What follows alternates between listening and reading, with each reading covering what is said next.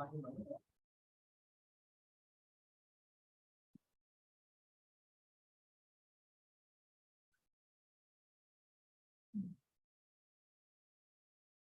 right, thank you everyone for joining us today. We have a lot to cover, so I'm just going to give everybody 1 minute to get logged on and then we'll start.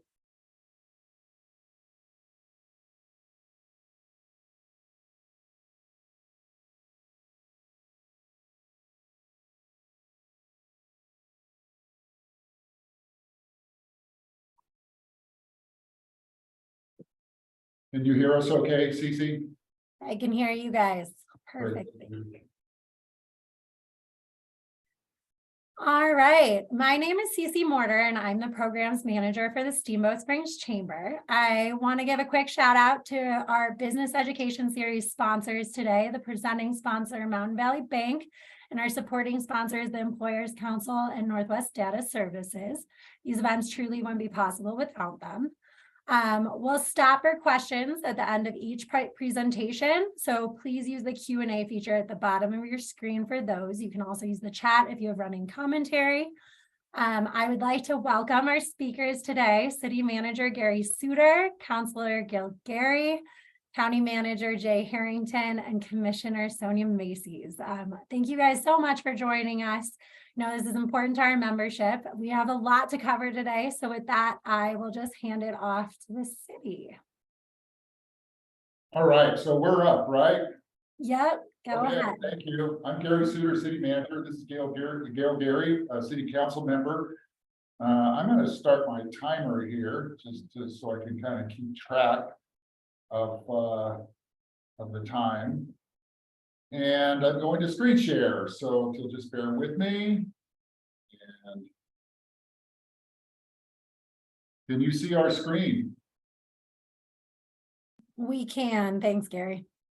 You can. Okay, great.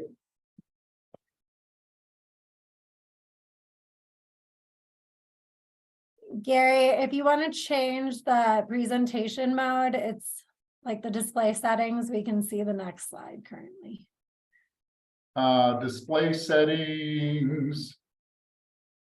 So are you taking up the whole screen? Swap presenter view and slideshow. If you click on that, I think. Oh, there we go. Try the duplicate screen. Oh my goodness. It's okay, we got this. Let me try this again. Yeah, that's what I want to try. Pull this over. No, it is not working. So sorry. Let me know if you want me to share it from my end, and you can just tell me when to flip slides. So can you see it now? You're not sharing. So. I'm not sharing. All right. Thank you. Let me try screen sharing again.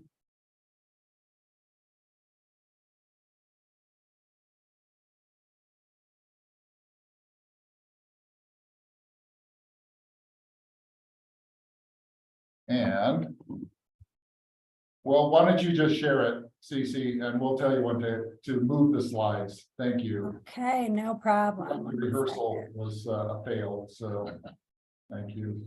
Just give me 1 second. We always have a backup plan, right? Yeah, for sure. That's what we sent to you last night. Okay, that's the way it goes.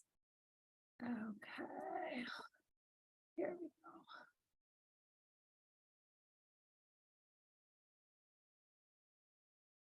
Do you guys see it? Yes, if you can make a full screen, that would be great, or start the show. Here you go. The show should be started. Yes, next slide, please. Okay. All right. I'm going to start with our strategic plan. We have embarked upon a strategic plan for the city, and we're in the middle of that. I'll have a slide later that we'll talk about that. As a part of that strategic plan, we identified a need for a new mission, vision, values. That's the MVV up there. And we started with the foundational elements, which are vision, mission, values, desired outcomes. We're eventually going to get to the metrics. Next slide, please, CC. So our mission, you'll notice a theme here that the mission is all about service. We are a service organization. We're a people-driven organization. So you'll see the second word in there is serving, proudly serving our community with excellence and distinction. This mission statement was developed internally with at all levels of the organization. It was provided to City Council. The City Council liked it and they officially adopted it. So there is our mission statement, serving our community with excellence and distinction. Our vision is to be, and we are, an innovative and inclusive organization strategically providing outstanding municipal services. We are innovative. We want to continue to be innovative. And back up one slide, please. Thank you. And we want to be inclusive. We have DEI efforts going on for multiple years, just as the chamber has, CC. And we want to be strategic in how we're providing our municipal services. We want to keep them at the level of excellence and outstanding services. Next slide, please. Our values were also identified internally. Council has also agreed with these and adopted them. Service, integrity, respect, teamwork, well-being, compassion, service. Again, the theme continues. We are a service organization. Integrity, we have to have integrity in this business. We are working a fishbowl. Everybody watches what we do. We're in the newspaper all the time. We have to have honesty and integrity. If we don't last. It's pretty much that simple. Respect, there has to be respect all the way around. Teamwork, we have a strong teamwork ethic in the city. We have lots of partnerships, including our partnership with the chamber, which we value. We have to be accountable. Well-being, we want to make sure that we promote well-being for our employees as well as the citizens, and also compassion. And we want to have that top to bottom in this organization. And I try and remember that when I have people yelling at me or complaining at me or they're upset. I'll try and put myself in their shoes and understand what they're saying and show compassion. All right, next.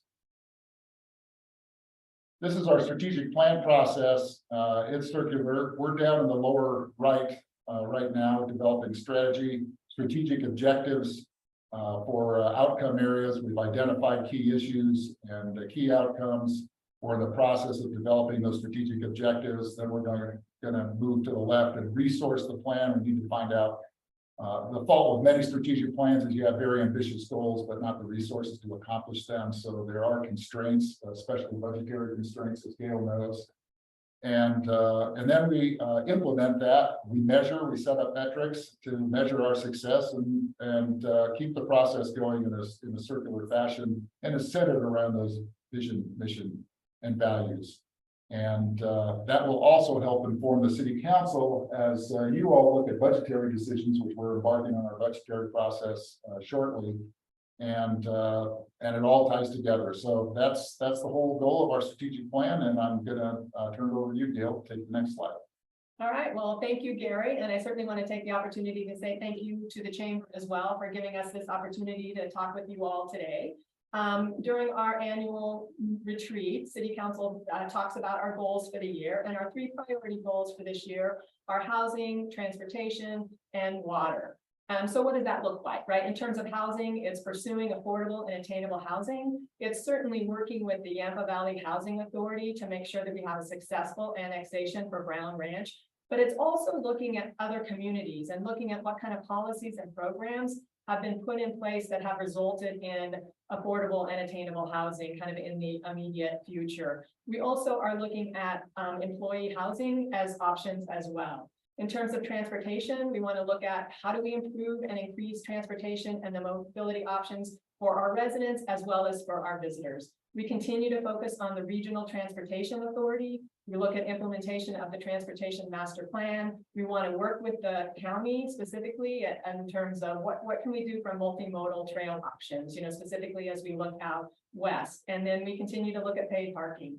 And certainly planning for a secure water future for our city is catamount in terms of, you know, a priority for our community. How do we do that? We basically make sure that our water agreements are up to date.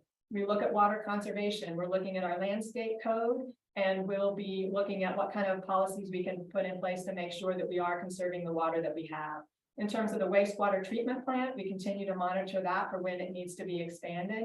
And then with the growth that's going on in the community and ultimately, with Round Ranch, we will need the Elk River Water Plant to be put in place. So continuing to, look at that and monitor that in terms of, when does that need to happen? We are also looking at a stormwater utility, which also meets a goal of fiscal sustainability. And then probably goes without saying, but I will reiterate that we're always looking for funding options, whether it be state or federal funding grants.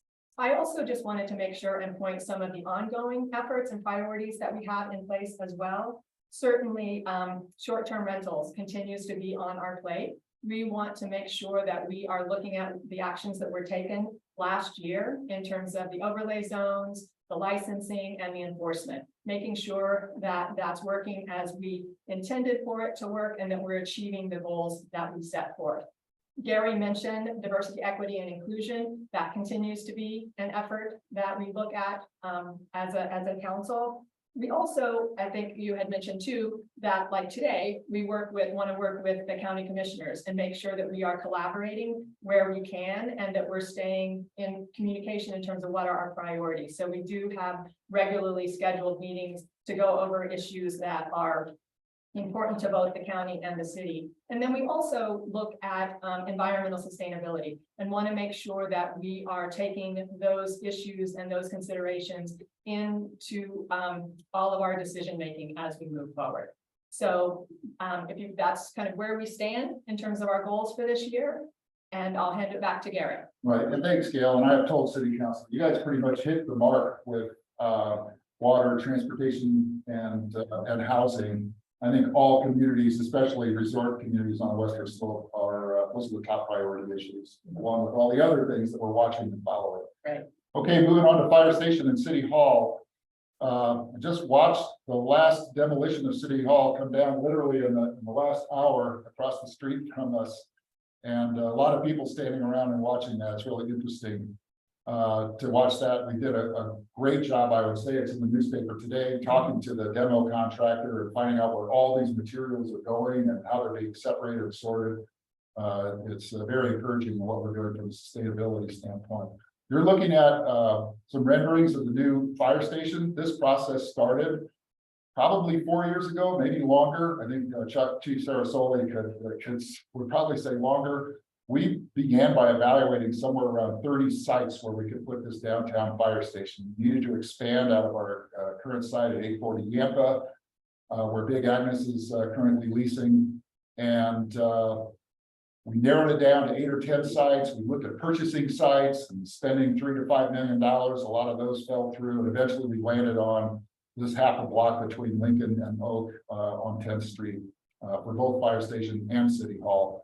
There wasn't enough room for the fire station at the 10th Street parking lot, so it has to go at the existing site where the existing City Hall is or was.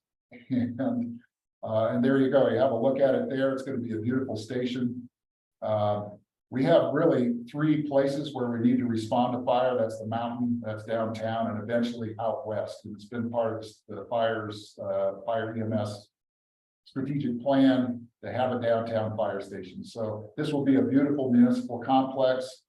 This is in all of our master plans to have this municipal complex downtown where it's accessible to the people, and also to where most of the calls are accessible to the Steamboat Springs Fire Rescue. Next slide is a picture of the City Hall from the perspective of 10th and Lincoln. It will be a beautiful building. There's a lot from the architectural team to come up with this design to make sure that it tied in and complemented what we have going on downtown.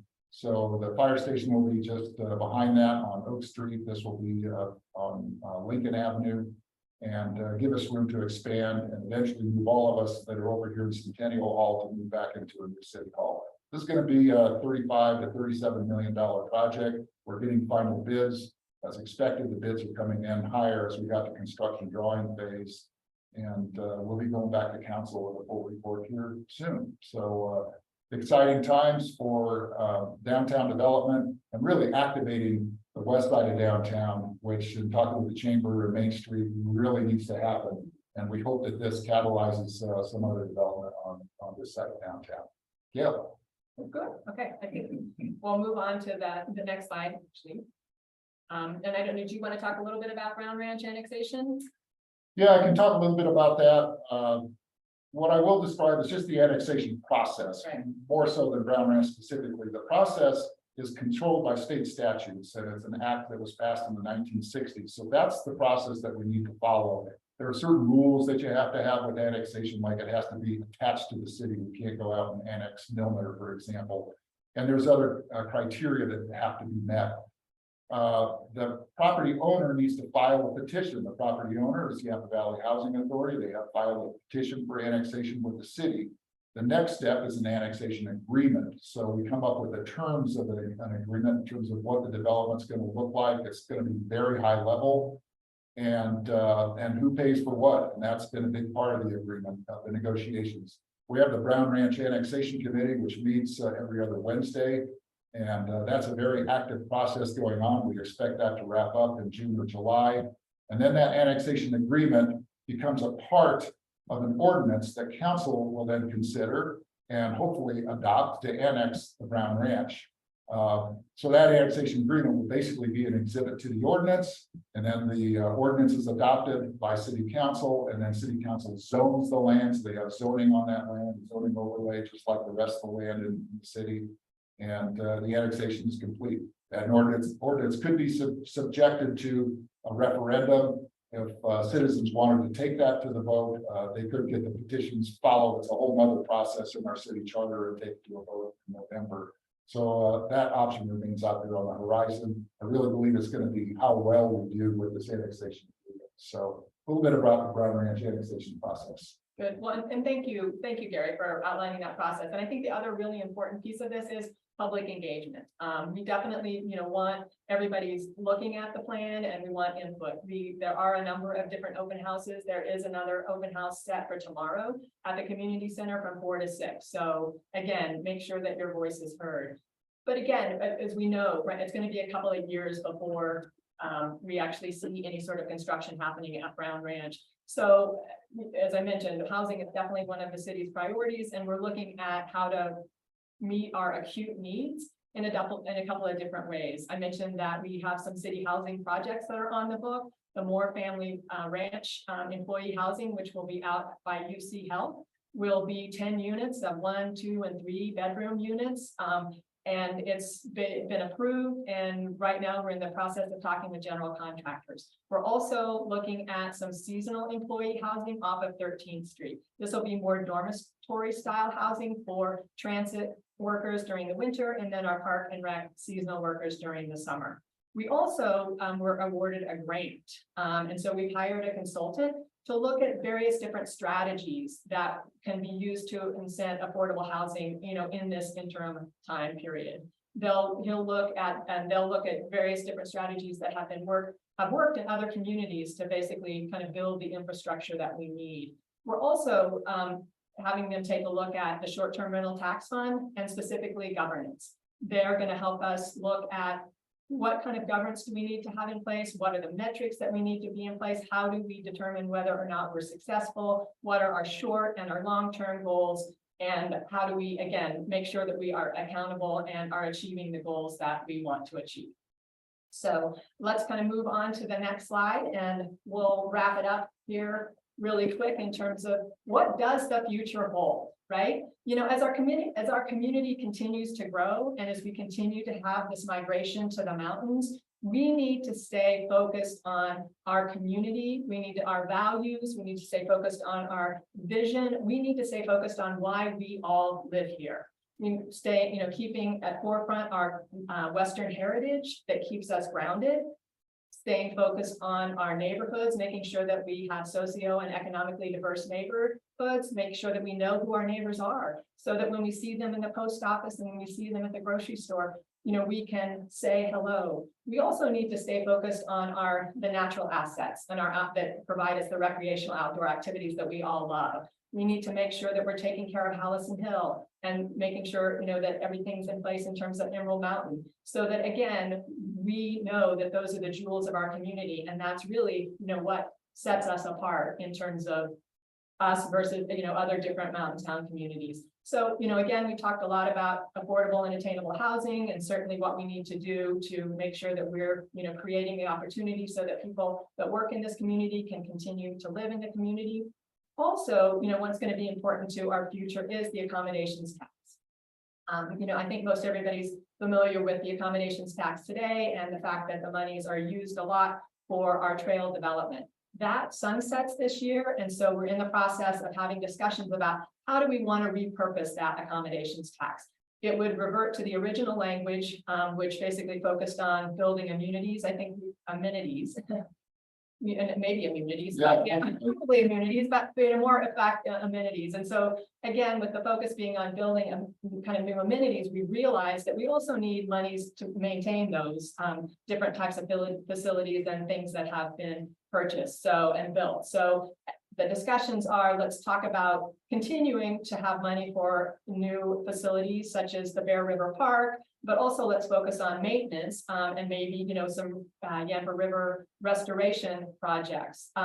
Throughout the community survey that was conducted in 2022, one of the other things that came out was open space. So there's also discussions about including open space and the acquisition of open space in that language. And then certainly, we've heard from the chamber in terms of whether or not there's some discussion about destination stewardship, community stewardship. So just know that those discussions are going on. It's important that your voices are heard. We will have at least 2 more council hearings as we work to finalize the language that would ultimately be put on the ballot in November. I think that language needs to be finalized in August.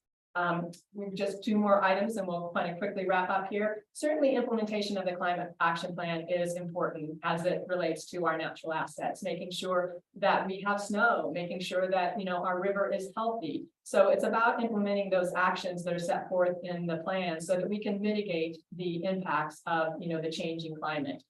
Routt County and all of the municipalities in the county adopted the action plan. There are numerous recommendations that are set forth in that action plan. There's numerous members of the community experts, a really diverse group of experts that are focused on the various different recommendations, and we'll be bringing those forth. Mark your calendar, June 21st. There will be a kind of a public review of the recommendations, so you can come see what those look like and provide input on those various different recommendations. And then we wanted to call out business licenses, thinking that that would certainly be something that is of interest to this group as well. Certainly the council has had discussions about business licenses. Really business licenses, why would we want to do that, right? It provides the city with accurate data to drive decision making that's related to, our economic health of this community. It's also really functional in terms of making sure that we have the contact information that we would need. Worst case, if there's any sort of, public event or any sort of that would impact our business operations. So again, that's something that's is being looked at by council. We did have the discussion. At this point, we'll revisit it in 2024. So with that, that's kind of the information that we have on the state of the city. I don't know if you have anything else to add, Gary? No, I think I would just add that I do believe in all the places I've worked through my career, we have a great relationship with the county, with Routt County as well. So, and you'll hear from them later. So, all good. Great presentation, guys. We're going to leave a couple of minutes right now for questions. So there's a Q&A feature on the bottom of your screen. If any of the attendees have questions for Gary or Gail, please put them in now. We'll give you a couple of minutes and then move on. All right, now's your chance. You guys might have just covered everything. All right, well, I'm not seeing any questions come in. We can leave more time at the end too. So why don't we invite Jay and Sonia to come on and present on their end, and then we'll leave some time for questions at the very end as well. Thank you, Gail and Gary. Appreciate it. All right, welcome. thank you. Look forward to questions and comments. Great. Well, thanks for having us.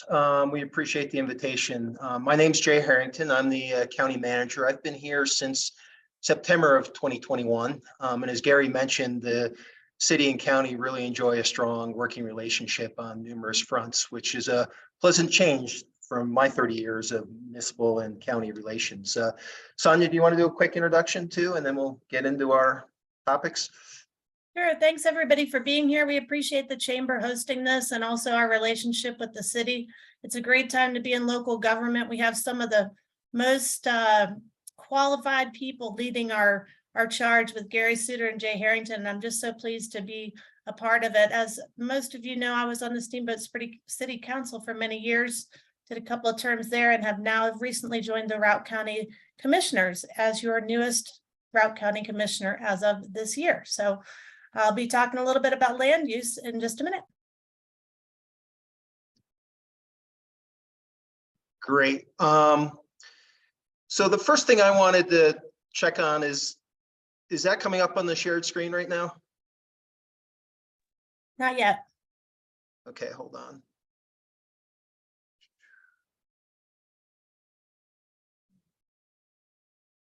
As Gary said, so much for our early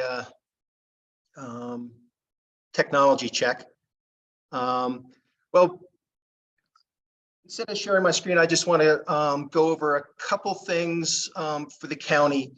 We adopted a strategic plan last summer after a pretty lengthy process. It started pre-COVID and then got derailed, as most things did, and then the county finished it up. And we have some very specific strategic outcomes for the county. It includes support a safe, healthy community, maintain a financially stable county government, provide high quality services to our community, protect and preserve our natural resources, open spaces, and environment, support our workforce, and ensure sound infrastructure. We use these strategic outcomes when budgeting, and on each of these, we have invested quite a bit over the last year, and particularly in the 2023 budget process, to support these for our community. So for example, the county completely redid our compensation plans, our benefit packages, and how we kind of interact and treat our employees last year. And that has resulted in a fully staffed sheriff's department. I think we have one open position in detentions. So we are extremely excited about having our law enforcement well-funded and completely staffed at this point. We have had a long-term finance director who has carefully budgeted for the county for 30 years now, actually. And through that, we've been able to pool our funding. So every road you see paved, chip seal, all our maintenance work, taking care of our facilities is paid for on an annual basis. So the county does not have to go into debt usually to address any county issues. We have a AA bond rating, and we have the ability to borrow money if we have to emergency. Our only current debt right now is on the Justice Center. And that gets paid off next year. In terms of protecting our natural resources, Sonia is going to touch on that in some of our recent planning efforts. And we just continue to invest in our infrastructure. We have a current construction project, which is just wrapping up, which I'll go over some details later in our discussion. One of the other things I wanted to talk with you on is the fact that the county government, our services are completely or primarily set by statute. The county is a statutory county, where the city is a home rule municipality. So what we do as a county is primarily laid out by state law. So when you see your property assessments, almost all our services are set by required services of the state. There's some exceptions to that. We operate a regional building department, which covers all our municipalities, which is a great service. Our airport, and I'll touch on that later, is coming off a very successful winter, and that's an enterprise which the county doesn't put general fund dollars in. And then we also manage and own two small wastewater systems, both in Milner and Peaburg. Those are both slated for significant upgrades over the next 2 years, and the county put aside some of our funds freed up by our ARPA funds to help pay for that. With that, I'm going to turn it over to Sonia to talk a little bit about our land use planning, our PDR program, and the climate action plan. Thanks, Jay. So as Jay mentioned, the county really is an arm of the state, and we deliver programs and services kind of on behalf of the state. One of the things that I think is really important for the county to deliver is good land use planning, good solid land use planning. And really, when you think about the purview of the county, it is unincorporated Routt County. So we partner with the municipalities, Steamboat Springs, Hayden, Town of Yampa, to see if there are ways we can help them achieve their goals in terms of land use planning. But for the most part, we stay out of it and let them do what they want to do. And we focus on unincorporated Routt County. And I think it's important to stress right now that what we see and what we love to see out in the county, these open spaces and natural areas, agricultural properties, historic properties, these things didn't just show up by accident. There was a very intentional effort to make sure that we have what we call our 1 per 35. So one house per 35 acres, land preservation subdivision, and an approach that allows us to maintain these large open spaces, natural areas. And let me see if I can share with you just a little bit of a picture. Are you guys seeing that picture? So one of the things that we tried to do with this land preservation subdivision is ensure that we could preserve agricultural lands, avoid critical wildlife areas, steep slopes, wetlands, floodplains, and that sort of thing, and really achieve cluster development where you're going to see more home sites and activities. And this is just an example of the land preservation subdivision development and some of the documents that we use to discuss it. One of the reasons I think this is really important that you understand right now is because we've seen some threats to our land use authority from the state legislature recently, and you may have read about them in the paper or heard about these. There's a Senate bill, there's a House bill that have really possibly had some good intentions in terms of trying to increase housing stock in the state of Colorado, but from our perspective, have the capacity to threaten what it is we're trying to accomplish with the land preservation subdivision approach, and could actually jeopardize our capacity to continue to have one household per 35 acres.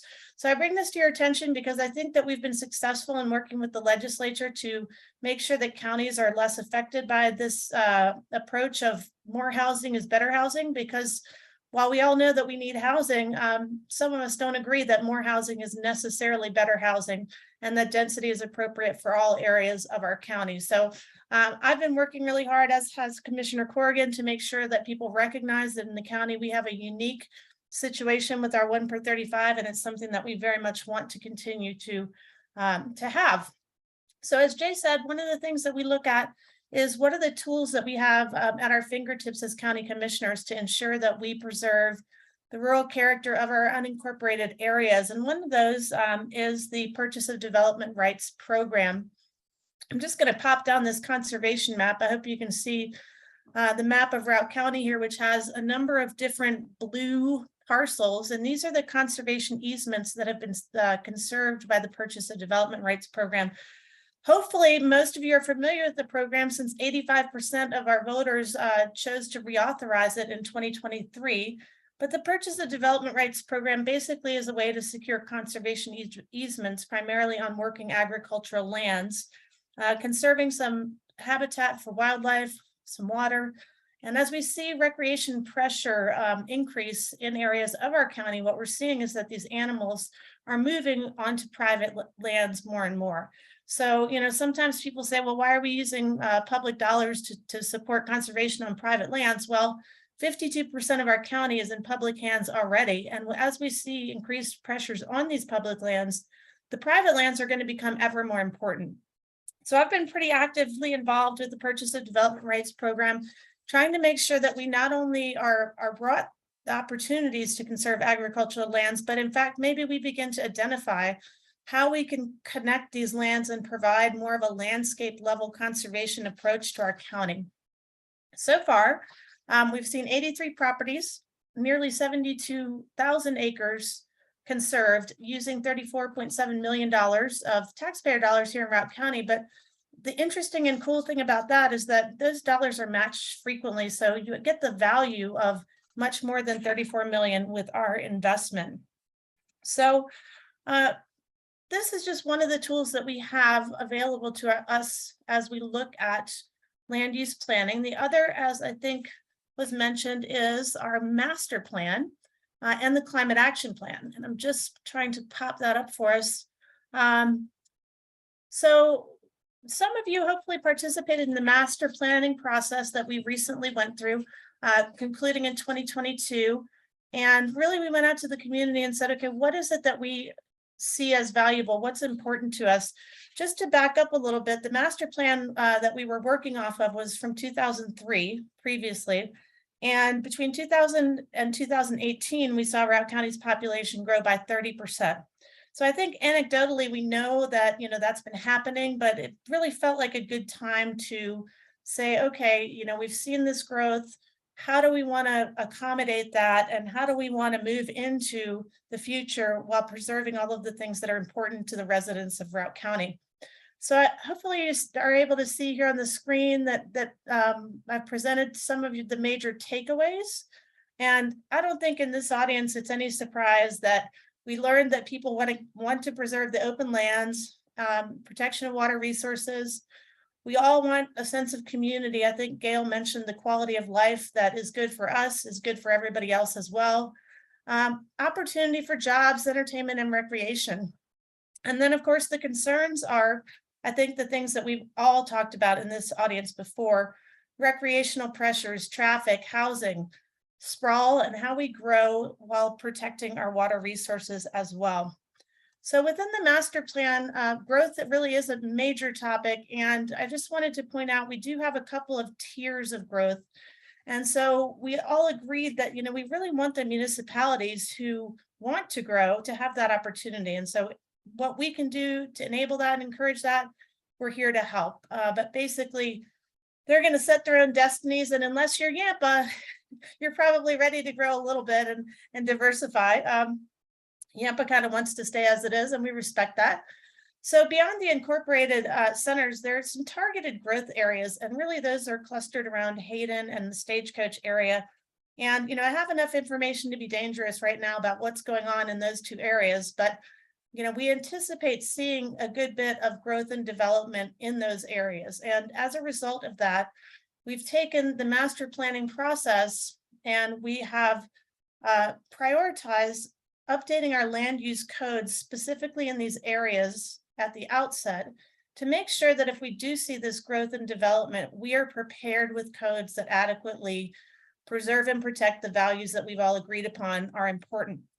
So the master plan is really kind of an aspirational document. It is something that says, okay, this is who we want to be. This is what we want to look like.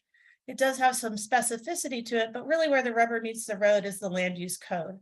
And that's what we have invested in. We've brought a group called Design Workshop in to help us take this aspirational master plan that has some incredibly new elements like transportation, like sustainability and climate action that were not as well articulated in those 2003 planning efforts, and say, how do we incorporate these things into the land use code such that when our planning commission is making decisions, when our planning staff are making decisions administratively, they have all the tools that they need within that code to say, this is what our community values, this is what our community wants, and this is what we will approve. So I think it's kind of an exciting time as we look at these codes. I mean, maybe to some of you folks, they're kind of boring, but I love land use planning. And I think, the good fences make good neighbors analogy is something that we can also apply to these codes, because as people walk in with projects, whether it's a utility scale solar project, as we're hearing we might see, or, a ski area, which we also are hearing we might see, they will have a pretty clear box of, does the project fit in the box? And if it doesn't, maybe we need to sharpen the pencils.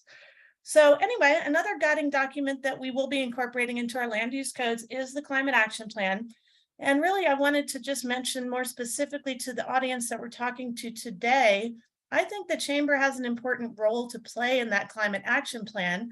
And what really that looks like is in the accountability section, there has been a very specific idea of this education of visitors, and also working with businesses to see that businesses have an opportunity to incorporate sustainability into their activities. So I'm on the accountability committee of the Climate Action Plan. And we were looking at these documents and reading the tactics. And of course, you'd probably see action 2, tactic 3, implement destination management programs. Well, that really is the work that the chamber is doing. So I just wanted to leave you with the thought on this climate action that you have an important role to play in helping us advance this effort and this project. And we value the partnership that we have and look forward to working with you on seeing how we can better support and implement these goals of the Climate Action Plan. With that, I'm going to turn it over to Jay again, and then we will conclude with taxation if we have an extra minute or two. Great, thank you, Sonia. One of the major projects that the county is just wrapping up right now, and hopefully we'll have the building occupied in 2 weeks, is the new Health and Human Service building on 6th and Oak. That's a $14.1 million project. The building itself is 14,000 square feet of usable space, and then also a full basement underneath. Currently, we're looking at bringing the project in slightly under budget. And it's been a really good collaboration between a local architectural group, a contractor with a local presence, and a fair number of local subcontractors on it. So that building we're hoping to start occupy in 2 to 3 weeks, and there'll be an open house on it in late or in the middle of July. So we'll get notice out to the chamber and get invites out for that. But one of the other nice collaborations on that project was with Steamboat Creates. So we did a public art process project for that building. County invested between $80,000 and $100,000 in our arts community and worked with Steamboat Creates to juror and do a call to art. Everything was focused on the human condition, since the historic side of things would be over here at the old courthouse. And really the arts community responded wonderfully, and there's just a really nice feel to the building with a great buy-in from the local arts community. So hoping we can keep that model in future projects. And as I said, occupation within 2 to 3 weeks, really a great balance of interested parties in the community. And those of you who had been in the old Department of Human Services building, the old mortuary, would see what an upgrade this is. And it's built with the future in mind in terms of space and office space. So other than maybe our shop facilities needing some significant upgrades, our 3 road and bridge shops, we've really invested in our current offices and have tried to bring them up to contemporary needs. Before I turn it back to Sonia, just because property tax is such a big issue, I just want to hit on 2 other items real quickly. First, on the Yampa Valley Regional Airport, as I mentioned before, we had a very successful winter season. Those of you who have been out there on Saturdays, and particularly sometime on Wednesdays, we are beyond comfortable capacity by a lot, particularly between that 10 in the morning and 2 to 3 p.m. So we are going through a terminal area planning process. We're hoping to have 3 options out to the public to review within 2 to 3 weeks. We're looking at public meetings at the end of May and then in the midsummer to get feedback on that. A challenge with that is obviously construction costs, and the FAA will not pay for a full terminal. It's a partnership and requires local participation. Last year we saw over 200 or right around 200,000 employments at the airport. We will be at that or above for 2023. We are adding 2 in conjunction with the downtown marketing district. We're looking at 2 additional flights to Dallas or Houston, excuse me, this summer on Saturdays and Sundays. Flights arriving actually Friday night and Saturday night and leaving Saturday morning and Sunday morning. And then the goal is to grow that summer use at the airport over the next couple of years in partnerships with the ski area and others in the community. The other item I just wanted to mention is last weekend was the Routt County Wildfire Conference. A lot of us aren't necessarily thinking of wildfire since we're managing flooding events right now. But the conference was well attended. The city and county and others helped fund the Routt County Wildfire Mitigation Council, and they brought in a new executive director, and there's a lot of work being done on that front to plan for how to deal with future wildfires. The Wildfire Protection Plan is a grant funded and city and county matched effort.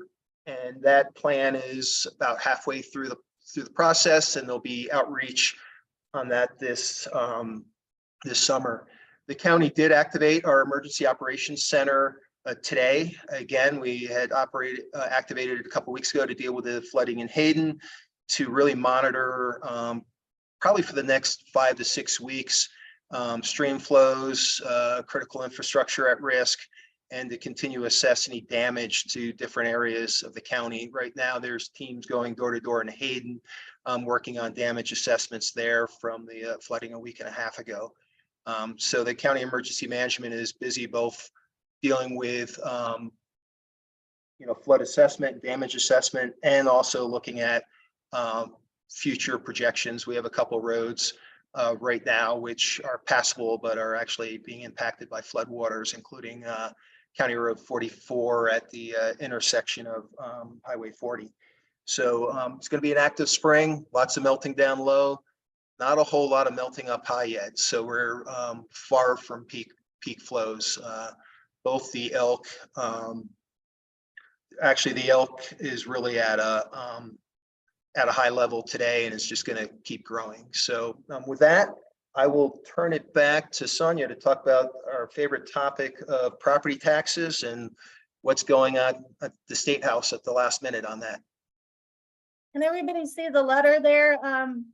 Routt County letterhead, are we seeing that on the screen? No, not- you're still on the climate action plan, Sonia. Okay, let me get over here and see what I can do. Taxation. Okay, hold on one sec. So I just wanted to acknowledge that we have some really great land use questions in the chat. So I will address those, and I just want to touch on property taxes at a very high level. The last time that I spoke to you guys, I talked a little bit about the importance or the pending situation that we have going, which I think everybody is aware of, that our assessed values are skyrocketing, that property values and costs have gone up significantly. So hopefully you can see now this letter that is going out, maybe in your mailbox right now. Routt County, of course, is the deliverer of the news about taxation, but we are not always the beneficiary of all of your taxes. So I wanted just to make 3 points about this letter that you'll be receiving. The first is just that there's not a direct correlation with increase in property assessments and taxation, meaning that if your property doubles in value, it doesn't necessarily mean that your property tax will double, because we have a sort of formulaic approach to how we assess the value of your home and then turn that into your property tax. So, don't get too panicked, but, we all are aware of what's going on with the home values here in town. So the other thing I wanted to mention to you is take a look at your property tax bill at some point in time, because what you'll see is it includes multiple different taxes. There's obviously Routt County. Routt County is limited by the Taxpayer Bill of Rights, aka TABOR, as to how much we can collect. So, your property tax going specifically to Routt County will increase, but by a smaller percentage than it might if we were not limited by the Taxpayer Bill of Rights.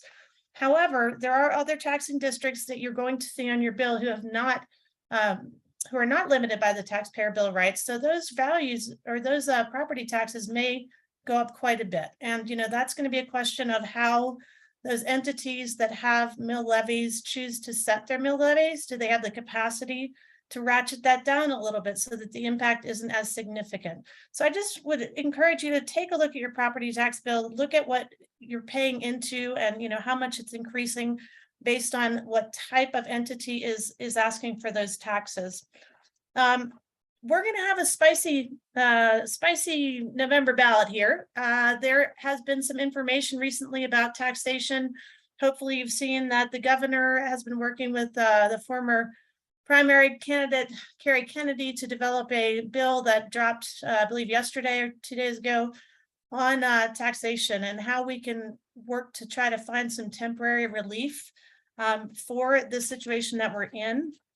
I don't want to get too into the specifics of the bill because I have not had a chance to fully analyze it. I will say that we have participated in several meetings on it, and I think the intention is a good one, which is to figure out a way to stabilize tax increases over time and stabilize the property tax fluctuation. This is moving through the legislature right now. There are also 2 other measures purported to be on the ballot in November related to taxation. And while I don't like to kind of label, because I think labels tend to divide and sort of stereotype, I will say that the other 2 tax measures have been labeled by the media as a liberal measure, a conservative measure, and then we have this legislative measure that's moving forward. So not enough time today to do a deep dive into taxes, but I wanted to let you know that we are watching it. We are participating in the legislative session, making every effort that we can to protect our Routt County residents from these rising property taxes. And we are doing the best we can with this. We are always available for questions on it. But before we get to questions on taxation, I did want to acknowledge these questions in the chat that are really good and see if I could address them real quickly. I'm going to go with the almost last one first, which is somebody has asked how we can provide feedback to the county on some of these developments coming up in different areas. So I think that's a great question. And I want to just make clear to you, we as county commissioners end up being kind of judge and jury, where we are at the end of a planning process. And so as such, we have a quasi judicial role, meaning we have to be impartial and receive the same information from all 3 county commissioners at the same time. What that means is that, you know, when you hear about something that may have started through the planning process with our planning team, where they're doing a preliminary review of something, like, for example, we read in the paper about a Stagecoach ski development, and that has begun a planning process, very preliminary review with the planning staff. So, you know, can you pick up the phone and call me and say, hey, you know, this is, I feel this way about that. Well, not really. Unfortunately, because we end up being judge and jury, anything that you're providing to me as a county commissioner, you need to be providing to the other county commissioners in the same way. So, you know, say you wanted to come and comment on something that you have heard through the grapevine is in the planning department, or that we are aware will be coming to the planning commission, or excuse me, the county commissioners for final approval. We meet Mondays and Tuesdays every week at 9 o'clock. There's a time for public comment on things that are not on the agenda. We are available to be emailed on these types of issues. We can't interact with you necessarily because that would be considered ex parte communication. But I do want you to know that we care about people's perspectives. And when these projects are just in the beginning phases and they haven't even really been formally submitted, we really can't get too involved with them legally and to be fair to the process. So appreciate that question. I'm going to go to the other one about ADUs, auxiliary dwelling units. Somebody has asked about, you know, can that be a tool for housing problems? And the question says, does it allow for limited auxiliary units? So on the 1 per 35 acre lots, you can have an accessory dwelling unit. There are some parameters around which it needs to be located a certain proximity to the home, et cetera, et cetera. But when we talk about multiple units, so we have in this question, can we do a few cabins, garage apartments, and that sort of thing? Not on a 35, a few within the zoning regulations as they stand. If somebody wanted to do a few, they would need to go through a different type of process. We have a special use process for things like guest ranches and things like that. And so I'm going to just leave it at that would be a question to speak directly with our planning department if there is a thought about more than an accessory dwelling unit on a 35. I also wanted to get to the one question before I can pass it over to the city. This is a question we're getting a lot of, and the question summarized is, you know, how are we making sure that we are balancing the needs of things like the Brown Ranch affordable housing with our responsibility as local government to ensure that we are spending our taxpayers' dollars wisely? And that's just a very high-level summary of the question. And I think it's a great one. One of the things that I have been looking at with the Brown Ranch specifically is, what the funding model is going to be and who ends up paying for it in what ways. And, I think we need to be aware that it's appropriate for the county to invest in the infrastructure as we have, and then to partner with our friends at the city to figure out the other pieces. And as Gail said, we do have regular joint meetings. We are having one in a couple weeks. And I believe we will be talking a little bit about this topic. So I don't have a specific answer for you today about how we're doing that balancing, but I will say that we've made one commitment of $1 million as the county, and that was for infrastructure. We feel good about that. And where we are right now is we haven't had another request, and we want to talk to our city partners to see where we're at. So thank you. Thank you, Sonia. If you can stop sharing your screen so we can get everyone's face, perfect. And Gary and Gail, if you want to hop on. The question that Sonia just answered was directed to the city and the county. So I don't know if you guys want to add anything and then move on to the rest of the question. Okay, well, we'll jump right in. I mean, we've got a couple of different questions. Certainly, the first one that we saw is, affordable housing, right? The affordable housing like Brown Ranch, how do we guarantee that it's affordable? Also, again, paraphrasing, what do we do in the interim? And certainly, that's something that we, talked about in terms of there are certain tools, right? And policies and programs that the city can put in place to make sure that we do have affordable housing and that we keep it affordable. In terms of what we can do in the interim, we talked a little bit about inclusionary zoning.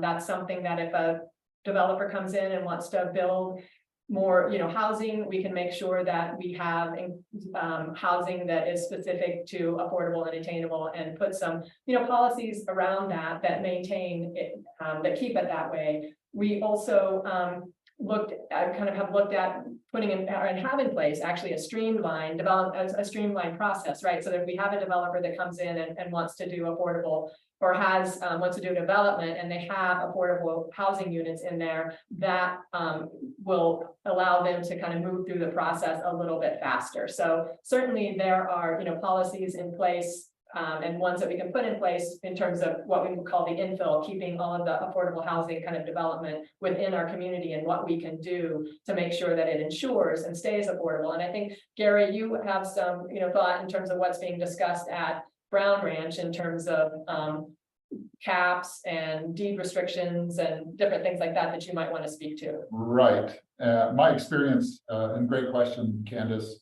is that you have to have some sort of cap on price escalation that has to be regulated, whether that's a deed restriction or an ordinance or whatever means that is put in place, but there has to be a price escalation cap. I mentioned last night at the council meeting, even 3% per year compounded can escape affordability after a midterm period of time. So I've seen price escalation caps that are 1% or 1.5% or CPI or 3%, whichever is less, that sort of thing. And that helps keep it affordable. Can also help keep it affordable with income qualifications. And whether you're talking 60%, 80% of AMI, that helps keep it affordable, because those folks, if they go get qualified for a loan, you're only going to be able to afford so much through a bank. And I've had people in the past who have a lot of experience that would say, when you're qualifying them, well, do I have to claim my retirement account? I got $250,000 in there. It's like, yeah, you have to claim that. So so income qualifications help that. I've also seen antitrust funder clauses where you had to define income as earned income. You couldn't have a bunch of rental properties or live off of stocks and bond investments. So you had to have a job, and you had to prove that you had employment. And then also owner occupied. You had to make sure it was owner occupied and they couldn't rent it out.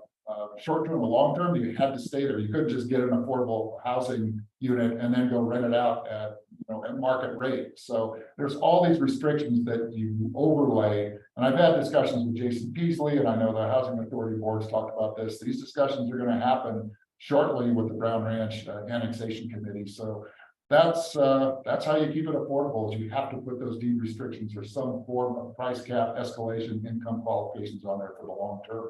They gotta be permanent, they can't be lifted, because once you lift them, they go back to free market. That doesn't work. Right, and that, and again, right, that not just Brown Ranch, but also in terms of the affordable and attainable housing development that we're doing within the community. A lot of these are, those strategies and tactics are specific to that as well. Right.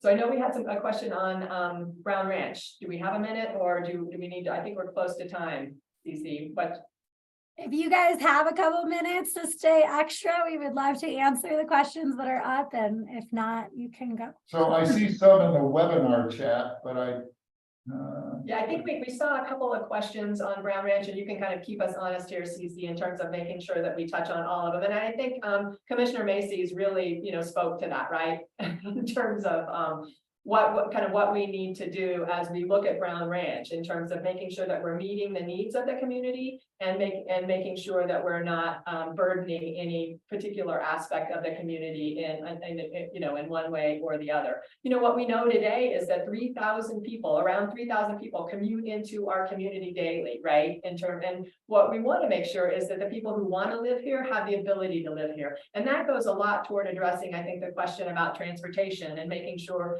that we have the infrastructure in place to have that development on the west side of Steamboat. Know that those are all issues that are going to be addressed in the annexation agreement. Certainly, those are discussions that are happening right now with the Brown Ranch Annexation Committee. We have a proposal from John Snyder with the Transportation Department in terms of what is this going to look like? What kind of impact is Brown Ranch going to have on that traffic on the west side? Multimodal options is a key, right? Making sure that we have that public transportation infrastructure so that it doesn't mean that it's just more cars, right? And we've got a balance. We've got people that are driving in that we want to get off the road. We also want to make sure that I think piece of the housing authority's focus of Brown Ranch is also making sure that you have those commercial entities integrated into that community too, right? So that ultimately, everybody doesn't have to get on Highway 40 and go to the grocery store or go to the doctor office or, do various things like that, right? So that we keep as much as we can on the west, on that west side. I think we also saw a question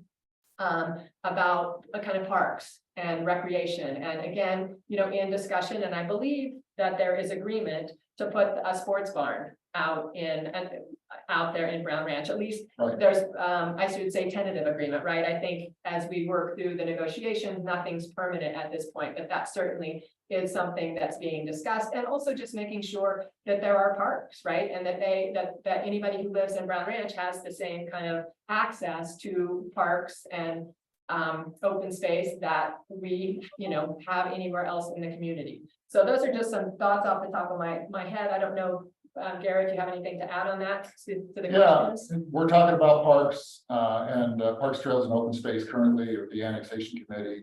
The housing authority has really stepped up. I think they're now proposing, we just saw this last night, around 75 acres of parks, neighborhood parks, community parks, pocket parks, that sort of thing, so everybody has access.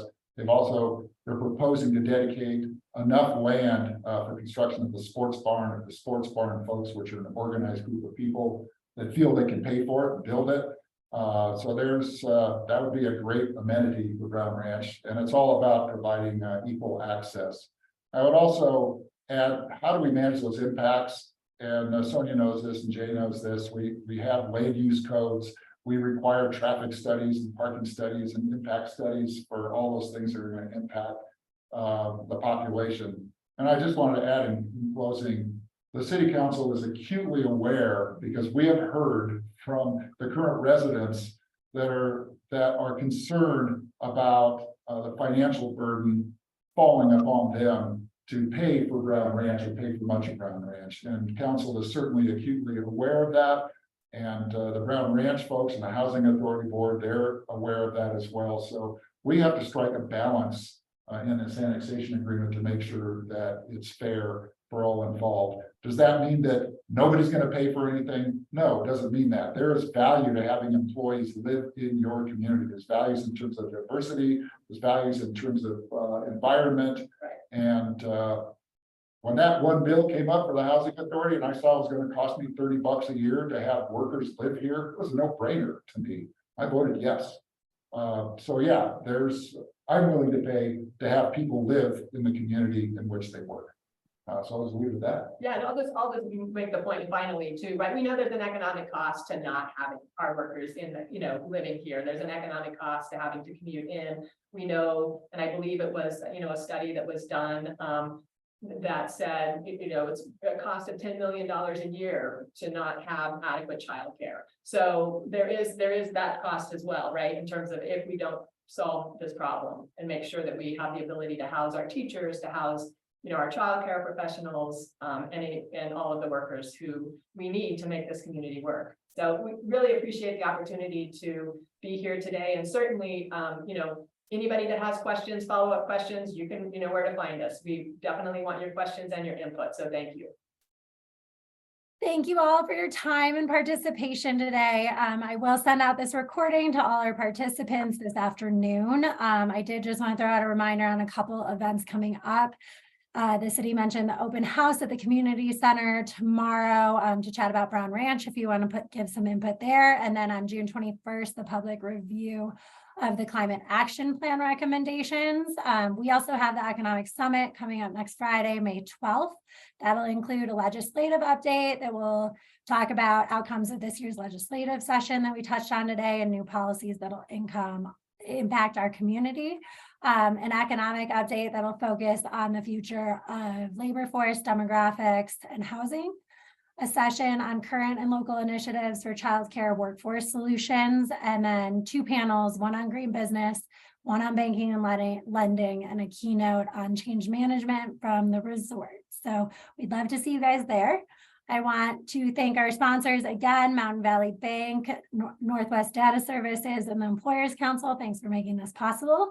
And thank you everyone who joined today. We love having you. We love your feedback, and have a great rest of your day. Thank you, everyone. Thank you.